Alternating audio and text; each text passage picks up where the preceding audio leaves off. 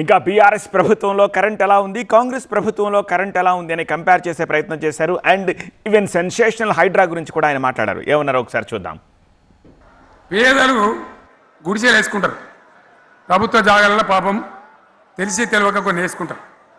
BRS గవర్నమెంట్లో హైదరాబాద్తో సహా వరంగల్తో సహా అనేక పట్టణాలలో అనేక ప్రాంతాలలో రాష్ట్ర వ్యాప్తంగా లక్షలాది మందికి మేము పట్టాలు ఇచ్చినాం.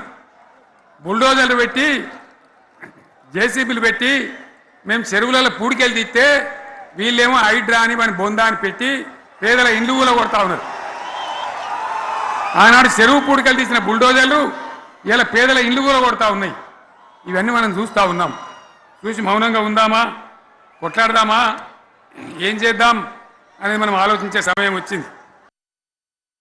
ఒక్కటే ఏడాది బావుల దాన్ని చక్కగా చేసి 24 గంటల కరెంట్ ఇయ్యలే, నడవలే, రెప్పపాటు కూడా కరెంటు పోకుండా 24 గంటల కరెంటు తేలేదా? మరి మా అంత సిపాయి లేరంటే కేసీఆర్ మంచిగా ఇచ్చిన కరెంటు మీకెందుకు ఇయ్యే శాతం అయితే లేదు అని చెప్పి నేను అడుగుతా ఉన్నా. తెలంగాణ ప్రజల పక్షాన్ని అడుగుతా ఉన్నా. ఎందుకు ఇలా ప్రజల గోస ఉంచుకుంటా ఉన్నారు? మళ్ళా మోటార్లు కాలుతున్నాయి, ట్రాన్స్ఫార్మర్లు కాలుతున్నాయి, లంచాలు పెరుగుతున్నాయి, అది శాతం అయితే లేదా?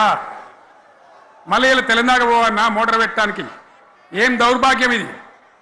ఎటువంటి శని నెత్తి మీద పెట్టుకున్నాం మనం? మీరందరూ ఆలోచన చేయాలి.